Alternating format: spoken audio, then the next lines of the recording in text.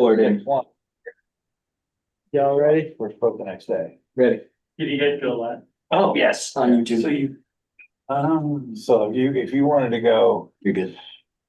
Alright, anyways, Sorry, I'll tell you later. good evening, everybody. This is Seth, the board chair of the Nantucket Conservation Commission. We're meeting today, Thursday, October 16th, 2025 at 5 p.m. in a hybrid fashion with some commissioners and members of the public physically present in the town meeting trailer at 131 Pleasant Street and others on Zoom. The first item that we need to deal with is announce our continuances. So those are the following. Under public hearing, notice of intent, no waiver required, section A. We have Maloney, 15 Old North Wharf, SC 48 3924, continued till October 23rd. At Coda LLC, 42 Shipment Pond Road, SC 48 3932, continued to October 23rd. Section B, notice of intent waiver required, pre-January 1st submissions. We have Sconset Beach Preservation Fund, 59 through 83 Baxter Road, SC 48 3759, continued till October 23rd. Summer House of Nantucket Realty Trust, 10 and 16 Ocean Avenue, SC 48 3824, continued to October 23rd.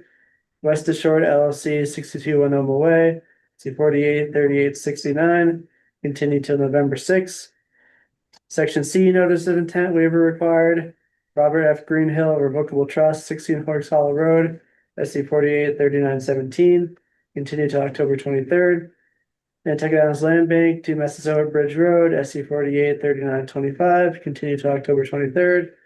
Nantucket Islands Land Bank, 39 and 41 Almanac Pond Road, SC 48 3926, continued to October 23rd. Ripley at 92 Washington Street, SC 48 3927, continued to October 23rd. And I think that's it.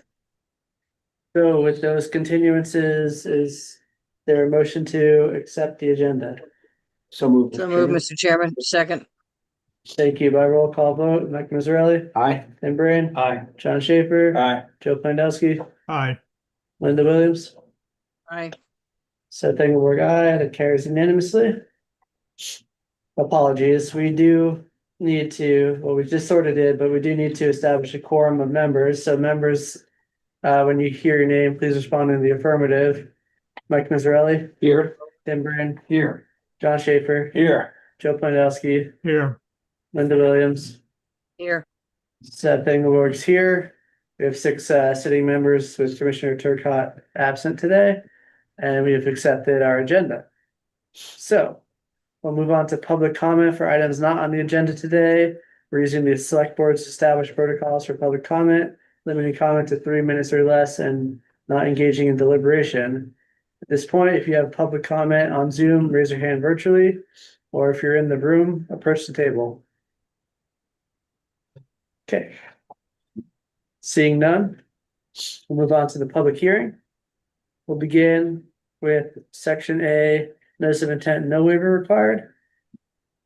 How we do these, as a reminder, is call them out. If anyone wants to open them, we shall. If not, we'll vote them as a block. So the ones that haven't been continued are Hulbert Avenue Legacy Realty Trust, 69 Hulbert Avenue, SC 48 3928. Anyone interested in opening that from the board? Any members of the public interested in opening that? Okay. Also Hulbert Avenue Real Estate Trust, 9 Hulbert Avenue. Any members of the board interested in opening that? Guessing number. It may be, but we'll check. Okay. Any members of the public wish to open that? Okay. We have Half and Repper and Kidder at 10 Blue Heron Way. SC 48 3931. Any members of the public wish to open that one? Or any members of the commission wish to open that one? Any members of the public wish to open that one? Yes, David Haynes. Yes, I'm representing the applicant on this, and we had to file a natural heritage, and so we are waiting that, so we will need a continuance. But I would like any feedback from the commission on the application in case we have to Okay. make any. Yeah, we'll check, we're gonna check if we have the requisite information for all these before we close, but it sounds like we want to open that. So we'll do that in a second. And then 88 Pocomo Trust at 88 Pocomo Road and 86 PR Trust UBT at 86 Pocomo Road. I wish to open both of those. So for the 2 Hulbert Avenue, 69 and 9 Hulbert Avenue, Will, do we have all the required information we need to close those applications? Yep, the only thing that was missing was a DEP number for 9, and we have that. It is 3929. Okay. Commissioners, is there a motion to close the hearing on 69 Hulbert Avenue, SC 483928, and 9 Hulbert Avenue, SC 483929? So moved, Mr. So Chairman. moved, Mr. Chairman. Second. Thank you. By roll call vote, Mike Mazzarelli, Aye. Tim Brain, Aye. John Schaefer, Aye. Joe Pandowski, Aye. Linda Williams, Aye. Seth Engelberg, aye. Thank you all. So we'll begin by opening the hearing for Haffenreffer and Kidder at 10 Blue Heron Way, SC 483931, represented by David Haynes. David, good evening. Evening to you. I'm glad you're not blown away. This is a notice of intent to replace an existing boardwalk that goes out from the property across the salt marsh and a mosquito ditch to a barrier beach right along Nantucket Harbor. The existing boardwalk was put in 1953. It's been in continuous use since then. And it's basically the same thing we're doing now, except it's lying on the ground. It lies right on the salt marsh, and they take it out every fall and put it in every spring, and it's right at grade, just lies right on top. And what they want to do is put it up on rebuild it, but put it up on helical piers and raise it up above the salt marsh, about 18 inches actually, a 2-foot wide wooden boardwalk with 1x4 slats, 3/4 inch gap in between. The helical piers will be installed by hand, and all construction, all work on the wood would take place outside of the resource area. But as you can see from the photographs, the existing one is just basically right at grade, just lying on the ground. And we thought this would be an improvement. We're only doing it 2-foot wide. The existing is 2-foot wide. The reason we're not going up higher is that there's a lot of children here and nobody wants a railing. You don't want a railing. Natural Heritage is not going to want a railing. The client doesn't want a railing. And if we go up to 30 inches or so, it gets dangerous for young children. But that's basically our application. It's a safety reason.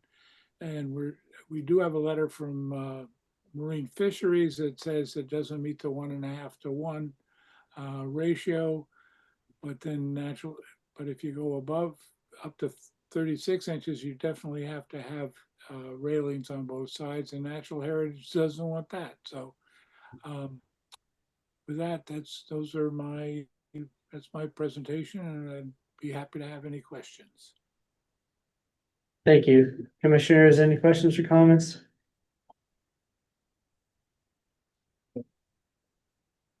Seeing none, is there any questions or comments from members of the public?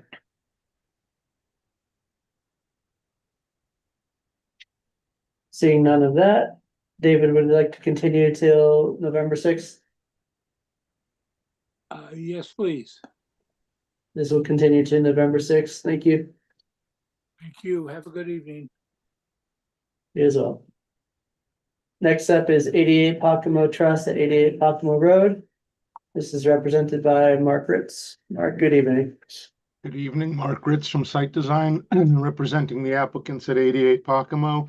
I don't know, 88 and 86 are essentially identical applications. I don't know if the commission would like to discuss them together or separately. Or do whatever you prefer.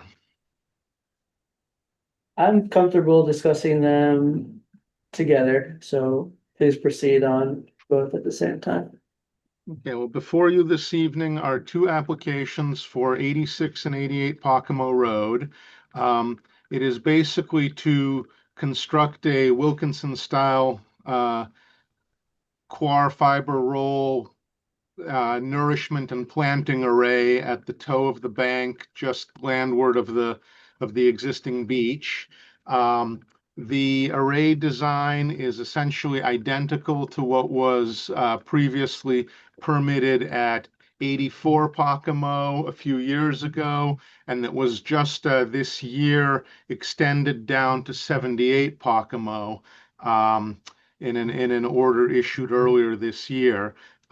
Basically, upon reviewing the order for 78, the commission had determined that that particular assemblage of materials was a bioengineered solution instead of a CES. So we would like to do similar work on both of these properties. Basically, high density coir rolls at the toe of the bank, a couple layers of those with low density coir rolls going up to a height of about 12, 15 feet above the existing beach. The rolls will be anchored. They will be covered with sand nourishment and planted with beach grass. And basically, that's the extent of the project. Sand material will be delivered via conveyor over the bank from one or both of the properties. They'll probably do it from one location and do the work together simultaneously. We are proposing to keep the existing wooden sand drift fence, just as the two abutting properties have, to provide both forms of sand capture and protection. We're proposing to monitor the sand cover as was required in the other approvals, and to provide renourishment as necessary to make sure that adequate amounts of material are being placed onto the toe of the bank to compensate for any potential erosion from the bank that this installation will hopefully mitigate and reduce. With that, I'll be happy to answer any questions. Thank you, Mark. Commissioners, questions or comments? Okay, so the reason I wish to open these applications relates to the combination use of the coir arrays and the sand drift fencing. For a long time, this commission found that type of combination of assemblies to meet the definition of a coastal engineering project, coastal engineering structure. And again, Mr. Ritz mentioned a neighboring property where that may have not been the case, but we do need to evaluate each property independently and see if we can figure that out. So, I mean, I know I've talked a lot about my personal opinions on coastal engineering structures.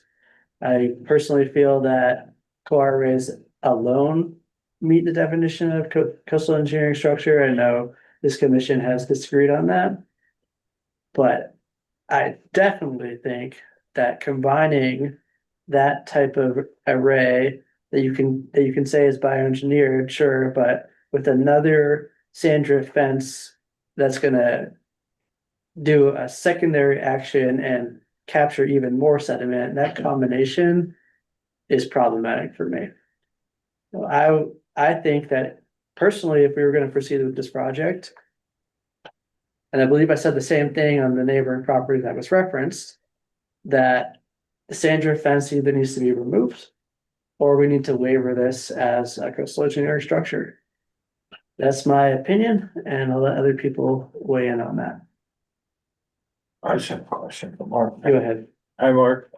Is the fence already there or is that proposed as part of this as well?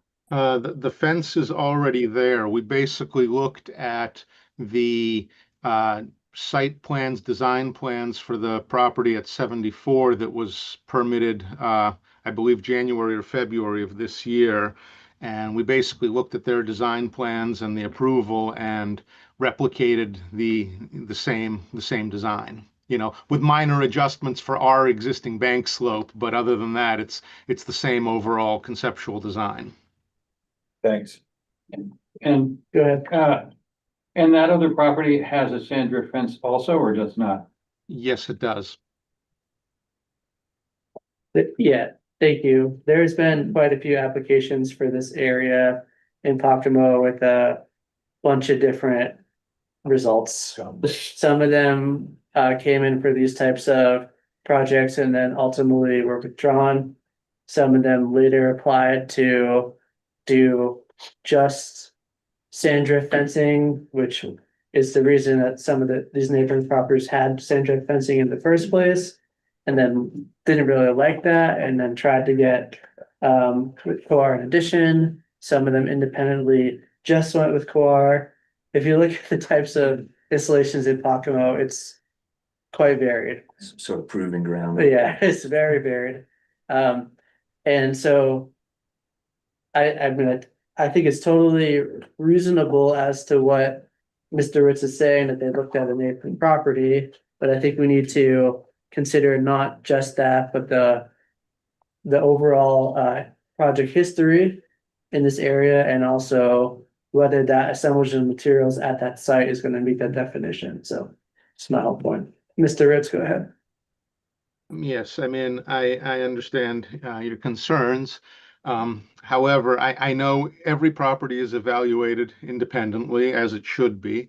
But in terms of conditions on properties, these are, short of being the same property, about as close as two properties can be. It's the same general stretch of shoreline, approximately the same bank height and slope, same direction of facing shoreline. You know, these, for all intents and purposes, the conditions at these two sites are almost identical. And I do just want to, because I can't help myself, finding 12 in SC 483879 for 74 Pocomo reads, the commission finds that this specific makeup, configuration of materials, its proposed rate of breakdown, and the focus of natural vegetation is a bioengineering option and is not a coastal engineering structure. That's from earlier this year on a property that is as close to identical as it's possible to be. Thank you. Thank you. It's 84 Pocomo, but yes. So any other comments from members of the commission? I'm just a question. We had this discussion before about core arrangements, and did we make a decision about whether they were CES or not? No, we're trying to figure that out next week. We found in one case so far, that using a combination of a coir and a geotube in the same array envelope would be considered a coastal engineering structure. We've found that in many cases, using a coir array by itself is not a coastal engineering structure. We've never in this commission found that using solely a coir array is a coastal engineering structure. The places that we found that it could be a coastal engineering structure is if it's combined with some other type of material. And there are many, I'm not faulting Mark here, and I'm not factually disagreeing with him either. But if you look into the record, there are many, many examples of this commission either finding or saying that they wouldn't approve projects for this type of array because it would have been a coastal engineering structure. And then there's this one example of, yes, this commission did do that, so we have to rectify both of those cases. Again, there's no precedent within the commission, we have to find based on the evidence before us. But I think at least before we make a decision here, we should go look back into the permitting history of the whole neighborhood, and we should try to have a discussion on what's gonna happen when you have not just a co-R, but you have a separate sand drift fence, and what's gonna happen with the capture of littoral sand and buildup of all of that, so we don't really have a good answer. I know it's annoying for everybody, Yeah, for our commission and for the public. But I think it would be an unwise decision to just say, these are fine, we don't even need to consider waivers without having a discussion on that. And I don't even necessarily think we should say, okay, we won't allow this project to proceed, but we have to have the discussion about whether this needs to be waived or not, because we've had a discussion on many, many other projects. does it make sense to put this off until we've had our for general discussion, or? I mean, I think so, but we. It's gonna work out that way. They don't have DEP numbers yet. Yeah. It's gonna have to continue anyway. It's gonna be the meeting after that meeting. Sorry to butt in. I mean, Yeah. technically, it's not gonna really matter because if we make any changes at that meeting, they're not gonna be retroactive. Oh, okay. So we're going based off what the language that is existing in place when the application was submitted. But because that language is sufficiently vague and broad, it's up to this commission to decide. So, Yeah, Mike, go ahead. so, on as far as the sand drift fence goes, and Mark, correct me if I'm wrong, but I'm assuming this is the one that's like piles that are driven or posts that are sunk, and then it's slats that are individually attached in the zigzag fashion. Yes, it's piles and then the rows of slats on, I think, 2x4s or something like that go horizontally across with a gap space of I would guess about 2 inches, but I'm remembering that, off the top of my head and not off of any measurement, but roughly a 2-inch gap. Okay, so I've seen that in the area plenty of times. Aside from the discussion of the CES, I think the combination is actually good, because if the choir rolls go down, they're likely caught by the sand drift fence, and it's not a wire typical snow fence that is all snarled and everything in it. And if they needed to get in there and take a section out to clean up some choir roll, it can be done by and then put back together neatly afterwards. So again, not the discussion on the CES, but the combination I think is appropriate for that area. Yeah, thank you, Mike. And from a manager perspective, I don't really disagree, but the reason why this came up in the first place is, so there's nothing in the regulations for CES about COAR arrays. But there is something that says multiple rows of fencing is considered a coastal engineering structure. So if you have one row of fencing, it's fine. You put 2 rows of sand drift fencing, that's a coastal engineering structure. The discussion, well, obviously a COAR envelope isn't a row of fencing, but you're adding 2 elements together to have a multiplier of that. That's where the discussion came from. And so I think historically, except for in the one case that Mr. Ritz represented, it was always that independently, neither of these methods are a coastal engineering structure. You put multiple methods together, that's when the issue arises, but we can go back into that later. Can I ask another question? So the fence that is there, is it not sort of performing adequately? Is that why they want to add more to this, I assume? Mark, do you want to answer that? Well, the sand drift fences, they're a funny game. If conditions are good and the wind is blowing and you have some beach, they do very much trap and accumulate windblown sand.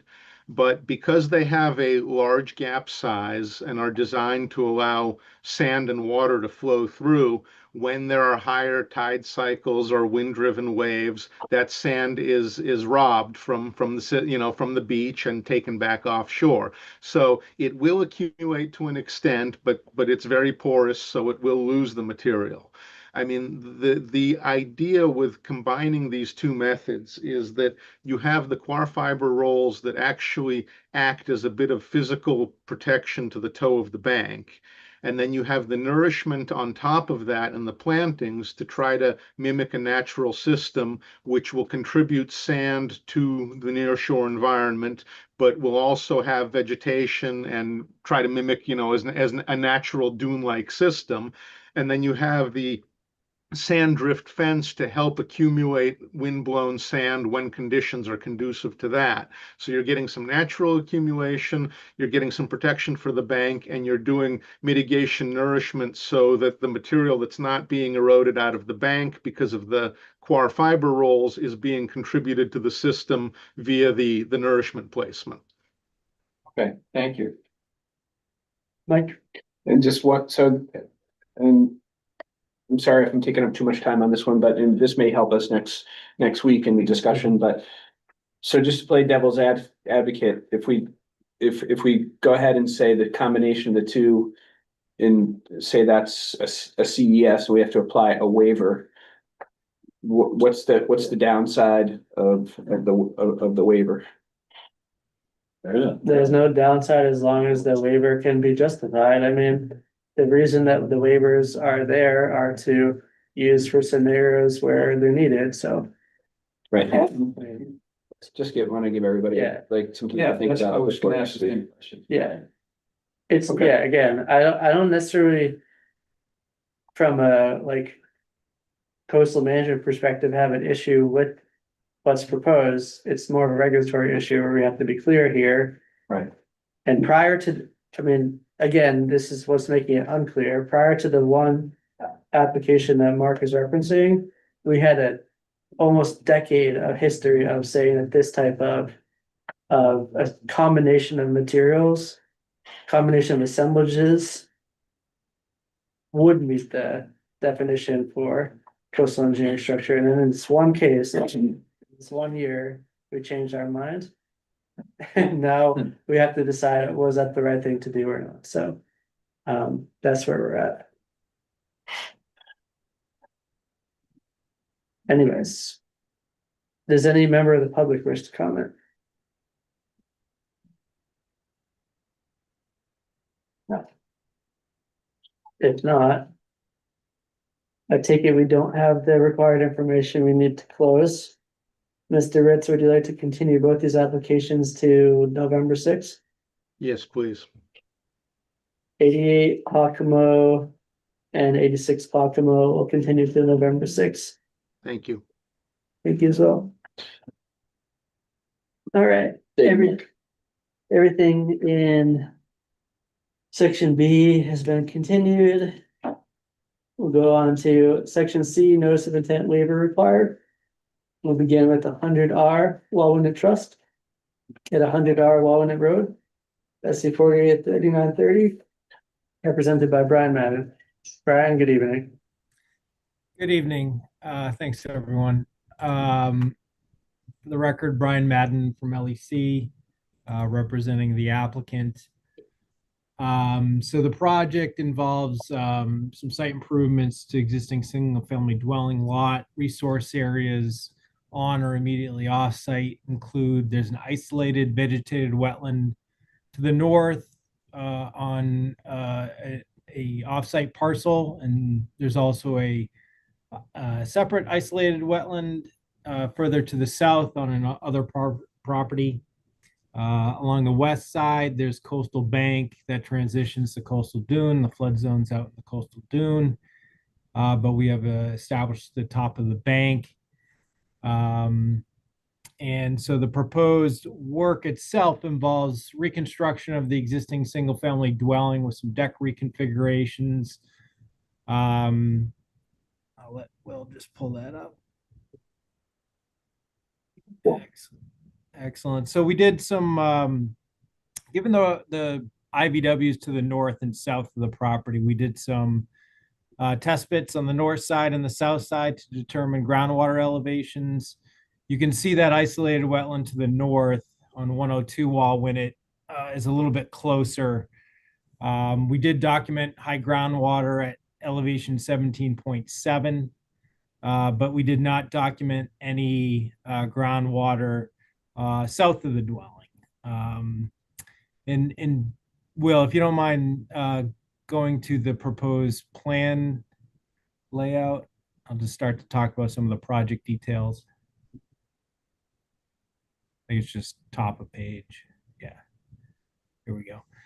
So the house renovation, we are proposing to mimic the existing crawl space foundation for the portion of the dwelling that's within the 100-foot buffer zone to the IVW to the north. You can see that boundary takes about the northern 3/4 of the dwelling. The proposed structural reconstruction does occur between the 50 to 75-foot buffers. So that's either to the coastal bank or to the IVW to the north. But we are proposing a net reduction in 212 square feet of the structural footprint in the 50 to 75-foot zone. So an improvement over existing conditions. There's also a shed within the 100-foot buffer zone that we're relocating outside of the 100-foot. Again, proposing a crawl space within the 100-foot buffer zone. This is replacing what's currently out there for crawl foundation. The design of that crawl space foundation is not getting into high groundwater, but we are going to be within that 2-foot separation. So we are proposing the a waiver for that. You can see in this plan, the first floor elevations at 25.2. Again, high groundwater on that north side is at 17.7. So there's an elevation difference of 7.5 there. But again, the foundation has been designed to avoid the groundwater intrusion, but be within that 2-foot separation. We don't expect any dewatering necessary here, and best management practices will be implemented during construction. On the south side, we are proposing a plunge pool with a patio pergola, some fencing, and some lawn landscaping. All that work is outside the 75-foot buffer. So it's between the 75 to 100-foot to that offsite southerly IVW. And it's mostly it's outside the 75-foot to the coastal bank as well, and just minimally in the 100-foot to the coastal bank to the west. The applicants really like the native scheme of this site for vegetation purposes. So there is an extensive revegetation plan. Previously, this property, and I've been on this property for 17 or so years, working on and off, historically was mowed right to kind of the top of the coastal bank. And the new owners who purchased the property a couple of years ago have let things go a little bit, but they wanted to propose to enhance some of those buffer areas. So they are proposing a pretty extensive planting plan. We included the planting plan, and there's proposed tupelo, black oak being planted, groundsel tree, sweet pepper bush, bayberry, low bush blueberry, arrowwood, switchgrass, Pennsylvania sedge, and sweet fern in and around the proposed development footprint. Portions of the new mitigation plantings do occur within the 25-foot buffer zone to the coastal bank. So we are respectfully requesting a waiver for that work as well. Cumulatively, the mitigation plantings either within the 25 or the 50-foot to that offsite northerly IVW, they total a little over 2,000 square feet.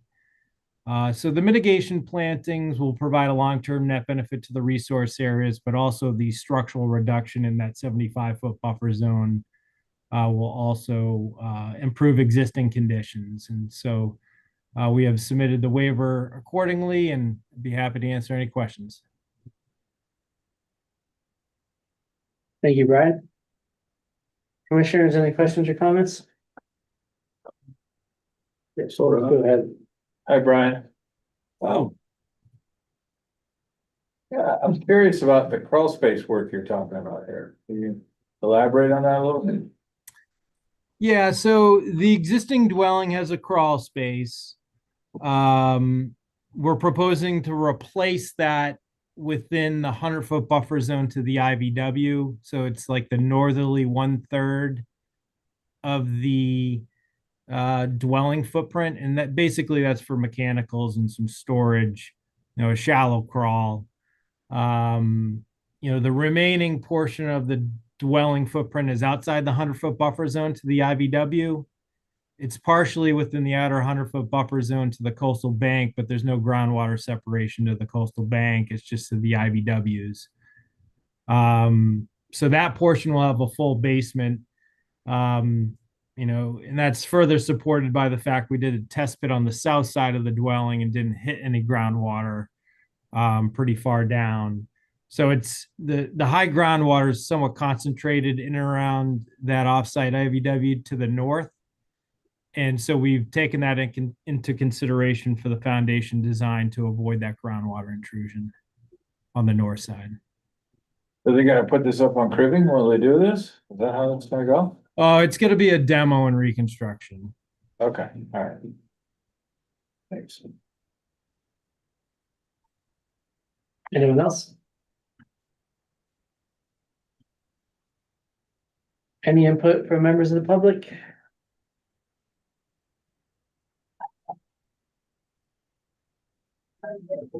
Will, do we have everything we need to close this application? Yes, we do. Brian, would you like to close? Yes, please.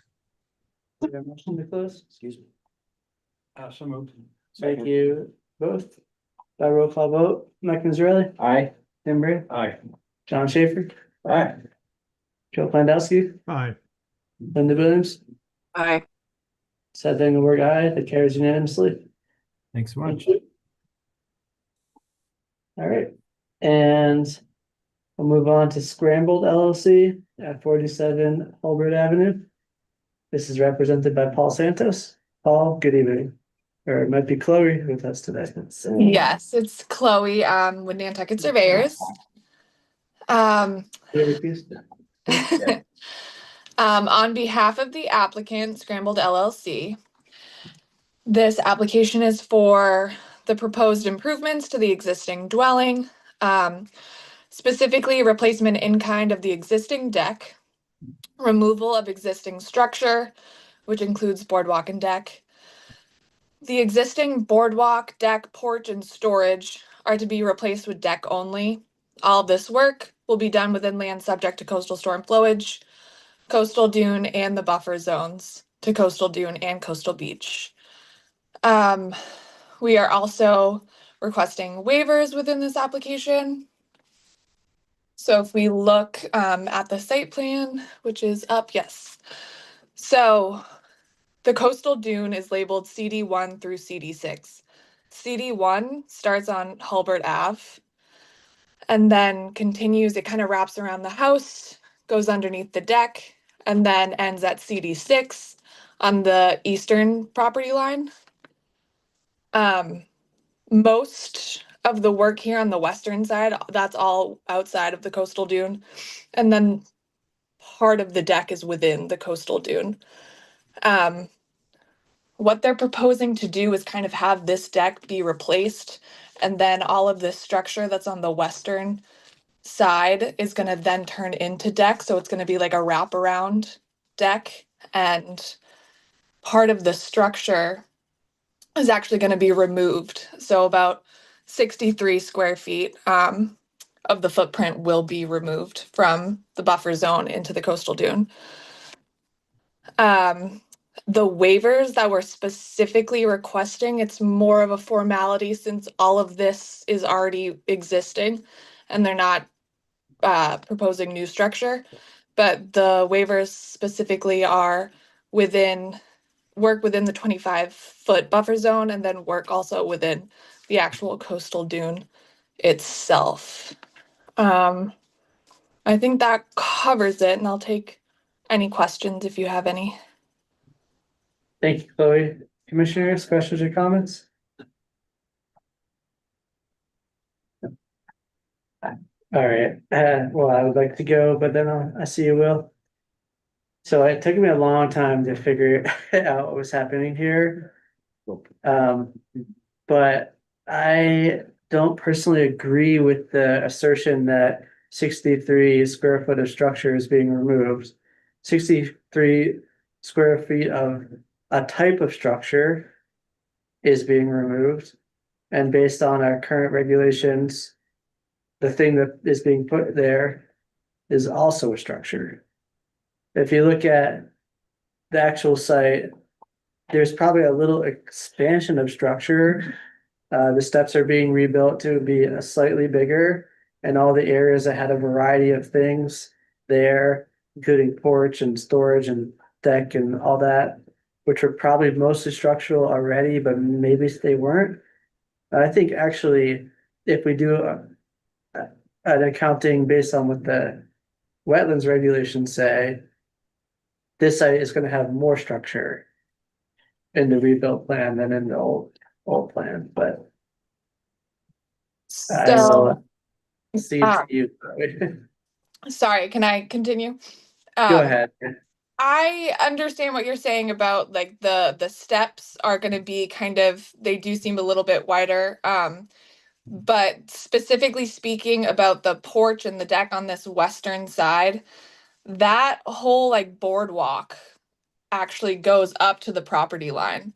So what they're proposing is to remove 63 square feet of that strip on the western, or yeah, the western property line. So that is going to be completely removed. And then it's all vegetated over there. We haven't discussed landscaping, but I would imagine it would just be naturally revegetated in that area. So it is a thinner or a less wide area of structure in that specific area. Thank you, but it's replacing some things like the storage area that may have not been structural before, or they might have been, and they probably will be now. Like, this is one where I think a site visit is warranted. I But I do know, have, oh, sorry. you go ahead and then we'll go to Will after. I do have some good photos, I think, of that area. Basically, it's all wooden. It's just on different platforms. So that's why we're calling it porch versus deck. And then the storage bins is that storage area is kind of like a boardwalk wooden platform. So that's the entrance. That's where the porch is. And then was there another photo? I'm not sure if it's one of Yeah, the storage area. sort of like alleyway situation that goes on. It is like an alleyway. I thought I had That's a interesting. Yeah, I mean, backtrack photo. I want to see it, Yeah, but I do too. but anyways, I'll let Will make his comment, and then we can circle back to this. I don't think it's gonna be super relevant. I just wanted to check with Chloe if they are in receipt of a DEP number, because I haven't seen one yet for it, but I was gonna say we need to continue anyways because we don't have that DEP number. But I mean, yeah, I would definitely agree that we could go out and do a site walk. I think that would be super sensible. Yeah, In this case. you can tell what's going on Yeah, in the um, drawing. the boardwalk, is it at grade right now? Is that what you're saying? No, it's slightly above grade. Okay, It looks similar to the deck, honestly.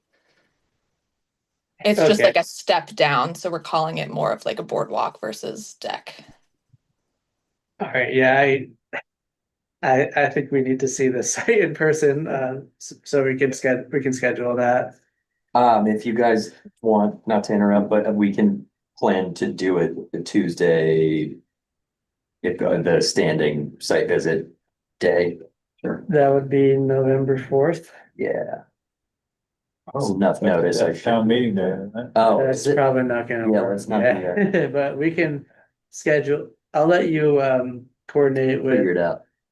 them and figure it out. 'Cause it can be any day. Thank you, sorry. All right. Any input from members of the public? Seeing not, we don't have all the information we need to close. Chloe, would you like to continue till November sixth? Yes, please. This will continue until November sixth. Thank you. All right, we'll move on to amended orders of conditions. We have one that doesn't require a waiver. It's 7 Loretta Lane, LLC at 7 Loretta Lane. SC 483528, represented by Mark Ritz. Good evening, Mark Ritz from Site Design, representing the applicants at 7 Loretta. This is a request basically for a slight site reconfiguration. The previous approval included a garage that was 814 square feet and a cabana that was 386 square feet. We would like to take those two building footprints and combine them into one 1,200 square foot building. Both buildings were outside the 50-foot buffer when they were approved. The proposed building will be outside of the 50-foot buffer. That's the main change, is just combining those two building footprints. And we are also requesting a small 200 square foot shed on the northeast portion of the property, well outside the 50-foot buffer behind the house, in area that's existing landscape lawn. That's just going to be a shed on, on blocks. So not a major structure or ground alteration. That's basically the extent of the project. I'll be happy to answer any questions. Thank you, commissioners. Anything? Questions or comments from members of the public? Will, do we have everything we need to close this application? Yes, we do. Mark, would you like to close? Yes, please. Is there a motion to close? So moved. Thank you, Mike. Is there a second? Second. Thank you, Tim. By roll call vote, Mike Mazzarelli, Aye. Tim Bray, Aye. John Schaefer, Aye. Joe Planowski, Aye. Linda Williams, Aye. Seth Engelberg, aye. That carries unanimously. Thank you. Thank you. So we will move on to the public meeting. We'll begin with orders of conditions and amended orders of conditions. And the first we have is, or we'll email these out and he'll get them up on the screen. First we have is 100R Walwinet Trust at 100R Walwinet Road. Is my count right that we have 4? Yes. Well, actually, no. We No. have to deal with Pops Lane today, I think, too. So we close that at the last. Yep, you don't have that for us, do you? No idea what you're talking about. All right. There's one from last meeting, and you weren't here, we didn't do it because we didn't have something. But this is like running up against the deadline. Well, we can do it at the 23rd. Oh, okay. Yeah, I got you for that. So, yeah, Pops Lane at 3 holding trust at 3 Pops Lane did close As Shane said, it wasn't. 2 weeks ago when you weren't there. We can issue it at the 23rd, but that's the last chance. So without that, yes, we have 4 Okay. from today. I have 100R open. I'm just doing the very important task of leaving myself a note.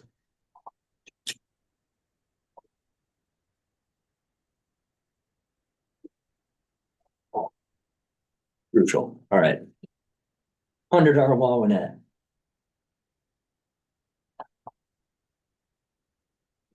Should put this up on the screen. Our zoomers.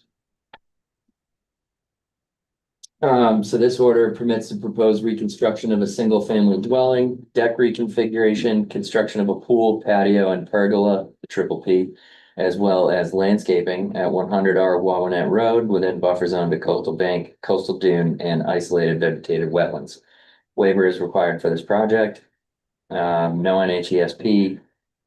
we had 18, 19, and then our planting condition, native species, no cultivars, no agricultural chemicals or fertilizer.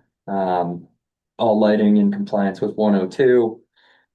Pool shall not be drained, Yeah, all the standard pool. all the conditions. standard pool conditions. Anything else? That's it. And then our waivers are required to 390-10B5 and 390-18B1 to allow buffer zone enhancement and revegetation within 25 feet of a coastal bank and isolated vegetated wetland. Commission finds the project will serve a long-term net benefit to the resource area. Therefore, the commission grants a waiver under 390, 3H, 3C of the Nantucket Wetland Regulations.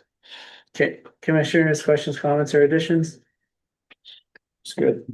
Is there a motion to approve as drafted? So moved. Thank you. Is there a second? Second. Thank you. By roll call vote, Mike Mazzarelli, Aye. Tim Brand, Aye. John Schaefer, Aye. Joe Planowski, Aye. Linda Williams, Aye. Seth Engelberg, aye. That carries unanimously. Next is Hulbert Avenue Legacy Realty Trust, 69 Hulbert Avenue. We'll get that one up too.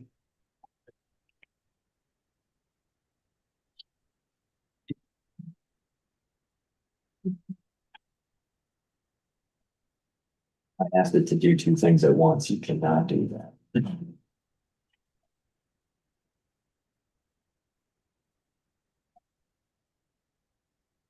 Okay, 69 Holbert Ave. Sort of permits the proposed renovation of a secondary dwelling at 69 Holbert Avenue within land subject to coastal storm flowage. No waiver required. No NHESP. 18, 19, 20 are plantings and seedings. 21, no ag chemicals or fert, and 22 are lighting condition. No waiver required. Commissioners, any questions, comments, additions? If not, is there a motion to approve as drafted and issued? So moved. Second. Thank you. By roll call vote, Mike Mazzarelli, Aye. Kim Ray, Aye. John Schaefer, Aye.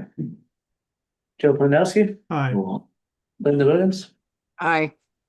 Seth Engelberg, aye. That carries unanimously. And Hulbert Avenue Real Estate Trust at 9 Hulbert Avenue. Will can get that up to.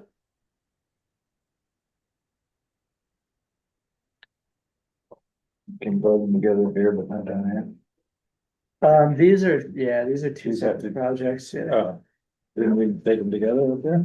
We did because of the procedures. We are planning to talk about that at the next week, but yeah. Go ahead. All right, 9 Holbert Ave. This order permits the proposed addition to a single-family dwelling at 9 Holbert Avenue within land subject to coastal storm flowage and the buffer zone to a coastal dune. A waiver is not required for this project. No NHESP. 18, 19, plantings and seedings, native species. No ag chemicals or fert, and all lighting in compliance with 102. Non-waiver. Sounds pretty similar, huh? Okay, commissioners, questions, comments, additions? If not, is there a motion to approve as drafted and issue? So moved. Thank you. Both by roll call vote, Mike Mazzarelli, Aye. Tim Bird, Aye. John Schaefer, Aye. Joe Planowski, Aye. Linda Williams, Aye. Seth Engelberg, aye. That carries unanimously. We'll move on to 7 Loretta Lane, which is our amended order of conditions. Will can get that up too. All right. This is our second amendment. Yes. So we just have our second amendment date and then our revision date. It's the same plan, so we have the same plan title, but a revised date. This is the first amendment, and then there's an asterisk. The order has been amended further to combine the proposed structures into a single building and to construct a shed. There were no additional conditions that I could think of here. Just make sure though, because we can Lighting and, yeah. I was gonna say, we have lighting, we don't have the agricultural chemicals or FERT. Yeah. That this was kind of prior to that being like a regularly scheduled programming. Put it in.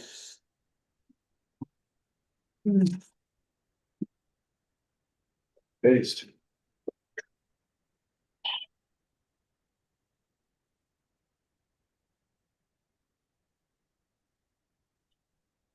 Those are the people who were awarded the Nobel Prize last year, the people who invented copy paste. Hold this year was last year. Really? Yeah. Yeah, we should start with like the menu that has everything, and just take out the ones you don't want. That'd be easier to pull up. I have a Yeah. file that I call the conditions master These list. are all the conditions and there's X an amount if you don't want This one, though, we're just adding to, so. them. Right. Yeah, And, yeah. All right, anything else apart from that? If not, is there? We have you added the two that we need? yeah, so we mentioned lighting, but the lighting one is in there. We had ag chemicals and fertilizer. Was there another one that I missed? Plenty. Yeah, the plantains, Oh, you might okay. as well.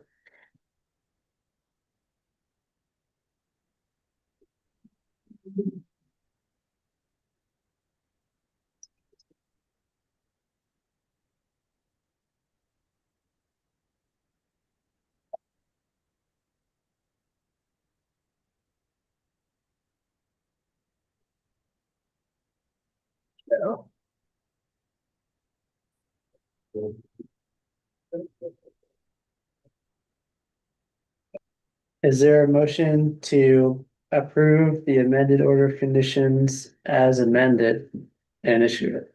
So moved. Is there a second? Second. All right, by roll call vote, Mike Mazzarelli, Aye. Tim Brain, Hi. John Schaefer, Hi. Bill Pandowski, Aye. Linda Williams, Aye. Seth Ward, aye. That carries unanimously. The amendment to an amendment as amended. Thank you all. That's it for our orders today. We have no RDAs. This point. We have no minor mods. We have one certificate of compliance. That's the RDAC LLC at 4 Mariner Way. SC 483512. Chloe, are you taking this? Yes. I am recused from everything on Mariner Way. Okay, Commissioner Williams recused. All right, Nantucket Surveyors, on behalf of the applicant Doherty Act LLC, we are requesting a certificate of compliance. The order of conditions permitted the construction of a dwelling, garage, decking, driveway, and stormwater improvements. With landscaping, grading, and utilities within land subject to coastal storm flowage and the buffer zone to an isolated vegetated wetland. There was an amendment to this order for the installation of a pool elevated above grade. Then there was a minor modification for a revised site layout, which included the reconfiguration of the dwelling, garage, and hardscaping. Most of this work was done. The only thing that was not completed was the above ground pool. But everything else is out there and completed. And that is it. Thank you. Will, have you been out to the site and do you have a recommendation for us? Yes, I have, and why am I not remembering the word, but since the pool is not done, we need to issue a partial certification. Yeah. But remember the last one we did, I think it was the White Elephant Way. We Yeah, discussed it and it was actually like it's a complete. can you remind me of that conversation, because I am remembering it 100%. I just. Yeah, we cannot. can, if they're not planning on Yeah, doing it's- if right. they haven't done it and they're not planning on doing it and they wanna close it out, we can issue Yeah, a final certificate of compliance. If they hadn't built the pool, but next year they wanna build the pool, right. we'd have to do partial, but it doesn't sound like that's happening, so we can issue a full certificate of compliance. Perfect. Yes, that's what we want. And I changed my recommendation to issuance of a full certificate. of Okay, compliance. great. I mean, that sounds good. I'm a little bit frustrated by the amount of hours I wasted in my life talking about the pool on this site for it not to be built, but. Tell me about it. Like when they come. I practically had a fan club in my But office. that's fine, so if everything is in compliance, let's just issue the certificate of compliance. Do we have a motion to issue the certificate of compliance? Mr. Chairman. Wait, hold on, actually, that's not legitimate, do we have any ongoing conditions? No ongoing conditions, okay, so we'll take your motion, Mike, Second, and your second, Tim. All by roll call vote, Mike Mazzarelli, Aye. Tim Brand, hi. John Schaefer, Aye. Joe Pandowski, Aye. Linda Williams. She's that confused. Recuse. Hughes, yeah, sorry. Seth Ingwer, aye, so that carries with the 5 sitting commissioners, all in the affirmative with Commissioner Williams recused. Thank you. Thank you. Thanks, Chloe. Thank you, Chloe. We have no extension requests tonight. In other business, we have minutes to approve from June 26th, July 10th, July 24th, and August 7th of 2025. Those minutes have been sent out and included in the packet. Commissioners, any questions or comments or additions related to those minutes? I No. Yep, Joe, go ahead. I do have a comment on the first one, the June 26th. Sure. And it's in the section on 1.1 Plover Lane. And there's a statement in here that says that the 11,000 civil penalty, once it's been confirmed by Pucci, will be, if that money will be going to a conservation purpose or something else.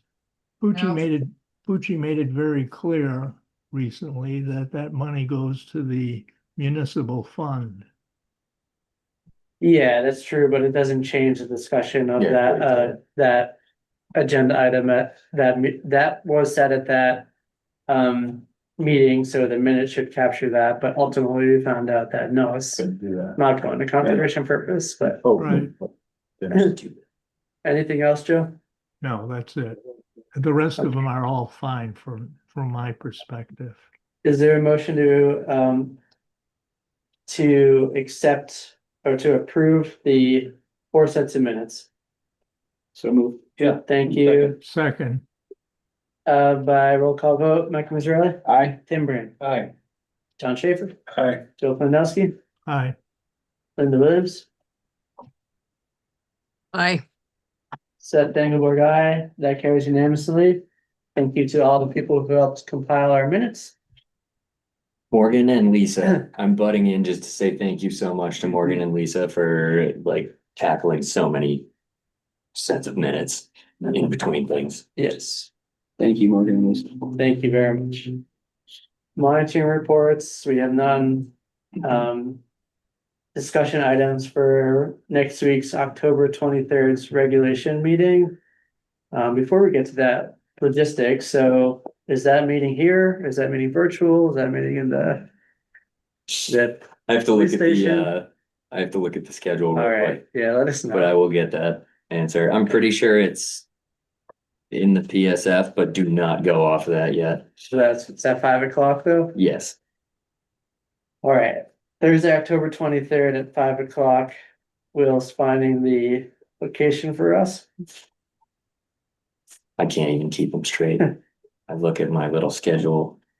I'll be in New Jersey, so I'll be on Zoom. Okay. Well, he'll find it. So I sent some discussion items over to Will, that was based on the email that he sent out requesting those. I don't know if anyone else sent out items to him.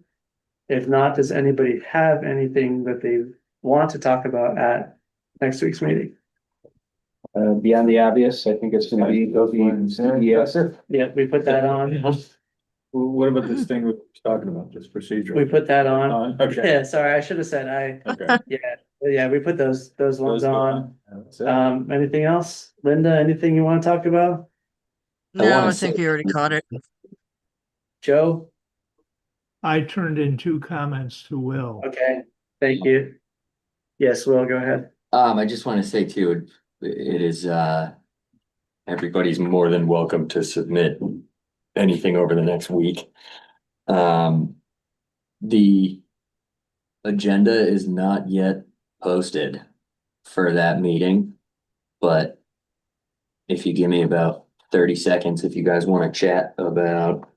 Oh, what, Well, it probably needs to get posted tomorrow, so. No, it's getting posted. Lisa's posting it tomorrow, but I can give you the location. I just have to run up to my the desk. perpetual continuance thing, is that? Yeah, we can't do anything about Nothing we that. can do?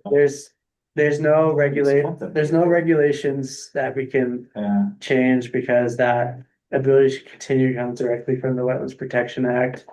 We don't have any authority there, but So we're expanding that, or we're figuring something out on, a little on enforcements as well. yeah, but it doesn't Another- prevent other yeah. people from doing Right. things. And I think we talked about this before, I think in a meeting. I have to figure out.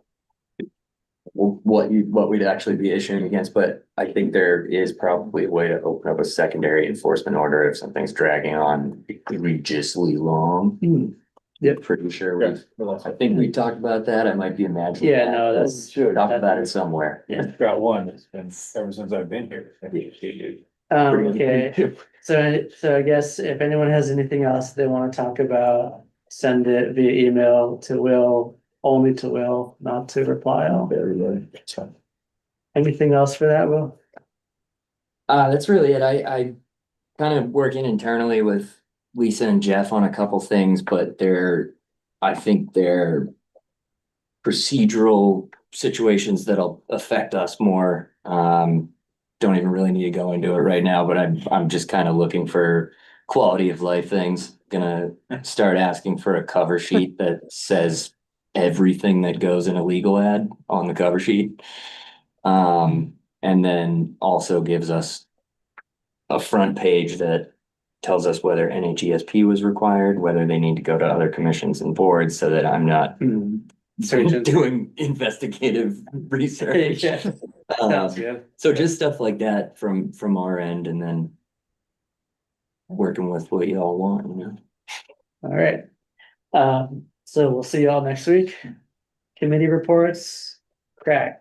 Yeah, I'm gonna report on, we had requested feedback from Crack on, is it 92 Washington? Yes. Extension. I think, I can report on that here if you want, or, I think you can give a general update, but you should report on it at next week's meeting when the hearing is open. oh, okay. So if I you see. wanna let people know that you discussed it or whatever, but don't go into the specifics of. the Okay, I'll application. hold it till next week, but Okay. generally speaking, one, it caused a lot of confusion because it's the first time. And people weren't sure exactly what they were doing and what sort of official weight it had. But Pete was very happy to have the dialogue open and invited people, invited property owners to come and talk, but I'll go through the specifics next week. None of it's major. Okay, yeah, that's fine. Okay. Thank you for that general update, Sure. but let's keep the specifics to when the applicants and representatives are here and the project is open. Anything Okay. else from Crack? No, that's it. I may have suggested to Tim. Yeah, you did, but that's okay. No, I just wanna take We the couldn't, we blame. couldn't have posted it. Does it needs to be posted or is it just, It's just better practice. I mean, Well, their hearings open. it's better practice. Yeah, yeah, okay. There's nothing wrong with yeah. necessarily talking about it today, but you're gonna have to repeat it again Well, next that's- week yeah, anyway, waste so, everybody's time. Makes sense. Okay, got it. so. CPC, Yeah, we conducted, Linda, 4 hours of interviews today, we got all the applicants now. Yep, 4 hours of interviews. We finished them all up. And so now we have to deliberate and see how we're gonna give half the money out to Sweden Ass twice as much, but making progress. thank you, NPDC, Nothing new to report. We meet on the 27th again for our next meeting. great, harbor plan, We tinkered with it a little bit. and we voted to send it up to the state. Awesome. Yeah. Congrats. That doesn't mean we're done. I know, but we're getting close to the end, and I think Getting closer. I think we're nearing the regulatory deadline for getting it completed anyway, so. All right, enforcement actions, potential enforcement actions, we have a few listed here, but before those, are there any new and emerging issues coming before your desk, Will? Nothing new and emerging. That's good. All right, let's talk about That is good. 10 and 16 Ocean Avenue first. Old and not emerging. So again, this was one that came up last meeting. I have a pretty solid assumption of what everybody wants to chat about, but I'm a little bit in the dark. I'm Yeah. assuming it's about the fact that we've had a continued NOI as a result of an enforcement action for over a very long time. Over a Yes. year. So the request here is based on the fact that Hold on a That- second. Remember, I am recused from anything to do with the summer house and Danielle. okay, we'll mark that down and please make sure you're off camera and on mute for that. Yep. So what happened originally was there was an enforcement action on the 10 and 16 Ocean Avenue property that led to a notice of intent that led to a filing and amendments or changes to the filing and site visits and all of that. And then a long series of continuances with very limited hearings in between those continuances. And the violation that caused the enforcement order to be issued in the first place still exists today. So we, Can you elaborate on sure, so I mean, the violations related to unpermitted structures, all which that? It's down by the pool, all that stuff. down there's there. decking, Yeah. storage structures, Mhm. there's never any real consensus on whether the bar applies, there's lighting, there's potential impacts with the dune, Yeah. all that, whatever. But anyways, it's clear from the initial enforcement action and the subsequent notice of intent that these violations have not been solved. So the point of enforcement actions that require a notice of intent is to make sure that they get solved. And for a long time now, there's been various different reasons for continuances. Applicants have the right to continue indefinitely, really. Conservation commissions also have the rights to continue applications with or without applicants' consents. But what nobody has the right to do is to continue to have unpermitted structures or wetland violations that go unmitigated. So if the applicant either willingly or unwillingly, because of delays in their process or whatever, is failing to bring the notice of intent to us for a hearing, and just continuing, essentially what happens is the property is allowed to continue to have the violations with no recourse. But luckily, we have a lot of tools in our toolbox. We do have recourse. We have the ability so there should be an open enforcement order on this property in the first place. That's what led to the notice of intent. We have the ability to amend that order somehow to require an additional action. Or we have the ability to issue a new enforcement order. It's better to have enforcements resolved through a notice of intent because it's a more robust, open public process. But enforcement or violations don't have to be resolved through a notice of intent. Violations can be resolved directly through an enforcement order, and we've done that before. So if we think the notice of intent process stalled or not working, or the applicants or representatives are purposely stalling us, we can use the other recourses available to us. I don't necessarily think we should decide today, but we should have a discussion about if any of those things are warranted, and if so, we should direct our staff to look into the resources before us. Will, do you have anything you want to say on that? Well, I remember. Not too much. I could harp on the, it's been a learning experience, going through enforcement order processes just in the 3 years or however long I've been here. It's interesting because there are like huge benefits to the NOI process to me, but it's also a situation like this that creates the problem, because DEP does suggest that like they kind of push commissions to use the EO process because it's not appealable. You can't do this situation. The only issue is there's kind of no real baked in process for closing them out.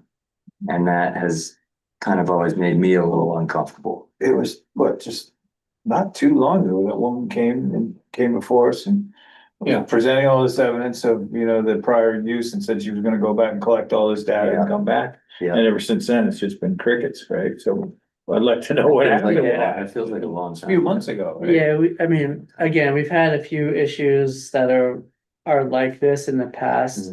Without naming specific applications. There have been others that NOIs were required from an enforcement order, and then ultimately we got to a place where the NOIs were requested to be withdrawn, and we allowed that applicant to withdraw it. So the reality is, we don't need to choose one or the other. We don't have to, the notice of intent can stay active, but if we think that's not catching anybody's vision or making them pay attention, we could have alternate processes happen at the same time. In addition to amending an enforcement order or creating a new enforcement order, we have a lot of other resources. I mean, we have the ability to issue financial penalties. We have the ability to go to criminal proceedings. We have the ability to ask DEP strike team to come and deal with this. We have so many resources in this toolkit. I think, a lot of Nantucket boards, I think, are always mad about their power of enforcement, and I'm mad about ours sometimes too. But of regulatory boards, the conservation's power to make sure that violations are enforced against and resolved is way better than any other board in this municipality, or probably in this whole Commonwealth. So we will use the resources available to us until violations are stopped. We try not to do that. We try to do this process because it's collaborative, and it leads to a public process that is more beneficial. But if actors refuse to engage in that process, we will use any and all resources available to us until we make sure that the violations have been resolved. I think we need to drag them in here and let them know that. But I mean, Can we do they're that probably without enforcement? listening, and if not, I could write a friendly email. we certainly can start the process by saying to Will to tell their representative that if they don't take the NOI seriously and, appear before us at the next hearing, and if they decide to continue one or a set amount more times, then we're going to, Well, why not just do it? Why not just amend the enforcement order and make them come and answer? we could do that too, So yeah. I was gonna say that, so Right? It's been a long time. so enforcement orders, from what I've asked before from our lawyers, are eternally living documents while the situation is still being dealt with. So I'm about 99% sure that we can just amend the existing order Yeah. and say, we want you present at such and such meeting. I think Yep, that's and then they would appear, They'll know we mean business then. they would appear though in the enforcement orders, enforcement actions section. And then if they want to appear at the NOI section Great. and deal with it before we get to enforcement actions, great, but if not, they're gonna be required to attend anyway. I think that's what I think. And that could, there could be a way, Maybe sort of incentivize it. Exactly. Put it out a few meetings and say, well, come in. So commissioners, what would you like to do here? So they're on for they've continued to the 23rd, Right. That's next week. next week. If we don't hear from anybody at the, on the 23rd during the NOI, we can move down to the enforcement order section and take it from there. Is that, is that being too vague? We're gonna have to let them know. So if you want to do something like that, we should have we should make a motion and vote to amend the enforcement action today and have Will notify them. And I would recommend that we don't do it for the 23rd because that's a very short timeline. I would recommend at minimum we require them to attend at the 6th. But I mean, that was just one suggestion. We can, I mean, if we Go. say we require them to attend and enforce it at the 6th and then they come in the 23rd and they close the hearing. And then and enforcement action, then we'll keep this on enforcement actions for the 23rd, and at the 23rd, we could say, okay, we'll amend the enforcement order again to close it up. I mean, let's do that. I think. Does that make sense? Yeah. All You right, can so- just keep adding pages to them. Yeah. So we need a motion to amend the enforcement order for 10 and 16 Ocean Avenue to require the violator or the representative to attend the 11/6 hearing of the Conservation Commission with an update on the violation. Is there a motion to that effect? So moved. Thank you. Is there a second? Second. All right, thank you. By roll call vote, Mike Mazzarelli, aye. Tim Brand, Aye. John Schaefer, Aye. Joe Planowski, Aye. Seth Ingberg, aye. Commissioners sitting, among those sitting, that's 5 in the affirmative. And Commissioner Williams recused. Thank you. Yeah.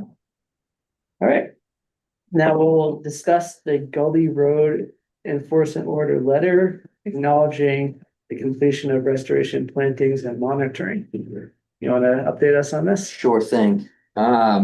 So I have a draft of the letter, but I don't even know if today is the day to bring it up. I think we should schedule a site visit. Yeah. So I sent Seth a draft of this letter, but essentially, Gully Road, out in Sconset, I think, Tim, you probably know about this. John, I remember you were this. not Yeah, here it's yet. before your time. So it was an enforcement order that was written for Clear cut. somewhere around 150 Japanese black pines that were This the removed. one Glenwood used to keep referring to as was way worse than his guys. Yes. I got it. So that one, they have reached the end of their proposed and approved landscape management plan. And we can talk about this later, but there's some lessons learned on this as well, Okay. for like continued monitoring purposes. But basically, they've hit all of the goals that were laid out in their land management plan. They're looking for a letter to be issued, saying as much. I don't want to get too crazy into detail, but I know that part of it is because the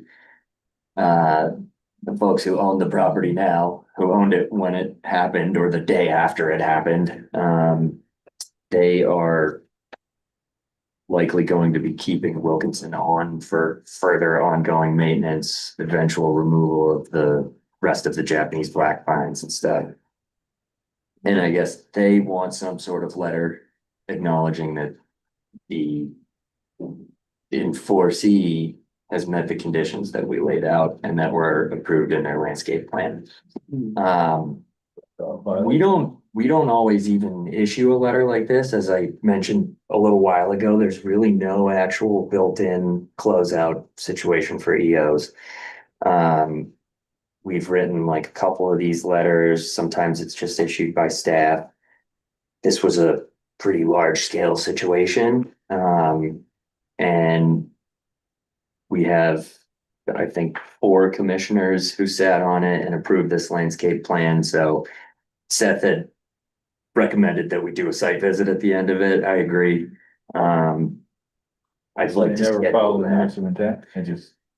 It was done, so this one was one that was fully under the enforcement order. It's evidently never That's followed. it. So the work was all required under an EO, and it is interesting, and it does almost function the same. We conditioned the EO just like it was a permit.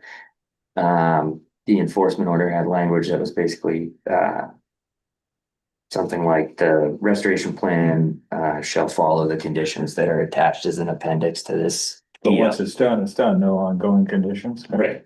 No, I mean, Oh, it's gonna Well, know. it can't. it kind of can't be done. Right. It could be. And that's what it somehow, looked like. yeah. Right.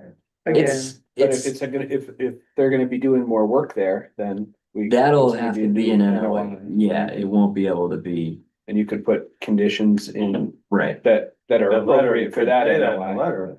Well, and this situation's funny and different because it's the enforcement order is actually against, there are 3 Three, separate yeah, enforcement orders. So land banks, Sconset Trust, and the property owner that actually removed the trees, they had sold the property to the Sconset Trust and removed the trees right around the same time. So And it was all permittable work that was. yeah, it could have Could've been, been permitted. So basically the landscape plan that we approved basically ran the year of, or ran the term of an NOI, which is 3 years. So they've met the conditions that we gave them. Right.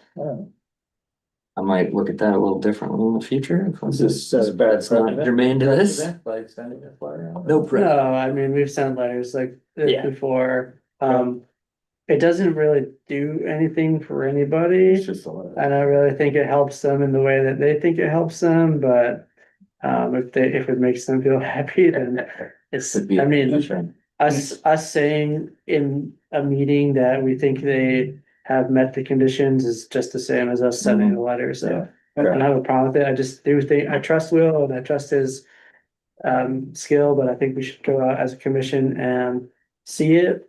And I Spent a lot of think time that we should make sure to, when we do that, to invite, not just this specific property owner, but the other groups who were party to that violation as well. And the project manager, Steve LeBranch is his name. The project manager would like to be here from Wilkinson. So the person who's been overseeing the restoration for the last 3 years. He'd like to be there for that site visit. If we have any questions, that would be a good person to be there for us. I don't know if we can nail down a date now for that. I know we had the other one for Chloe as well. Yeah, just before I get to that, just for the record, we need to let it be known that Commissioner Williams left the meeting at 6:26 PM. Thank you. And I don't think we can nail a date down right now because we're gonna have to get input from Sponsorship Trust and Land Bank and our staff and the representatives and everyone else, so. They're basically asking me when we can do it.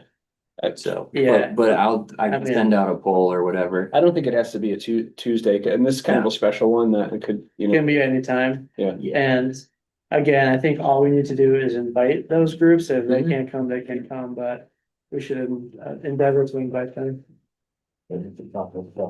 Yeah, it's probably, I mean, to get everybody there is gonna be a tall order. It could be, take Yeah. us a long time, but if we put it out there and the commission can go. I think even if we just have a few at the meeting with Steve, and as always, I'd be more than happy to pass whatever on to anybody that can't make it and meet you there. But But I'll send something out tomorrow. Maybe we can try to figure out both on the same day. That's all. Commissioners' comments? Oh, thanks for sending out the orders, well, in advance, so we get to see them, that's It's helpful. I usually do. Yeah. I just. We didn't get them last Maybe I've week been seeing because, them. Oh, well, it wasn't me. Yeah. Once again, as Shaggy once said, it wasn't me. Anyways, thank you. No problem, John. Anyone else? I have two comments. The first is related to the Baxter Road relocation project that you'll remember. I noticed an intent came before this board and was lacking records information, so we didn't open it.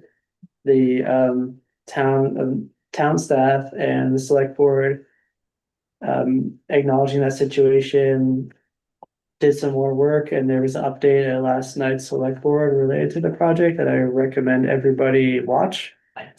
They have what I think is a very clever plan to deal with very clever plan to deal with some of the holdout permissions by splitting the project into two phases and having part B a notice of intent and part being a request for a determination of applicability. I think obviously we'll have to, when we get those, we'll have to make sure that things being applied for as a RDA meet the standards of RDA, which is generally no structural work in an area that would structure wouldn't be allowed, so like within the 75-foot buffer of current regulations, but assuming they can write those plans in a way that is satisfied, it could be a very clever, expedient way to get around some of the permission problems because RDAs don't require property owner signatures, they only require property owner notification. You just tell them it's happening and they don't have a say, so. Let's come up. We'll obviously discuss the merits when Can't tell you how to sell. when it's submitted. But I think everybody watch that and keep an eye out that it's probably gonna come back for us or to us in a separate way, and I am personally very excited to be able to hear something as long as it is legally sufficient to hear. Do you recall whereabouts in the select board meeting it was? It was toward the beginning, honestly, maybe around like minute 20 or 23, something like that. NRD usually gets lucky like that. Highly recommend double speed. That's my secret to success. Always watch it on 2x speed. The second comment I have is related also to Baxter Road. But I've been tracking the status of appeals for due to projects. So appeals under the State Act are still pending, but we're likely to receive a update or a notification in November from NEPA, I think, and maybe in February from DEP. And then for the local permit, you can find everything related to the filing on massports.org, but those are also pending. And there was going to be a hearing in November, but then it's been pushed off to January. So there's been progress made on all of these appeals. And we can have the town maybe update us with more information, but everything is moving along in the process, kind of on the timelines that are expected. And there's been no noticeable delays compared to other appeals, so it's good to see some progress there.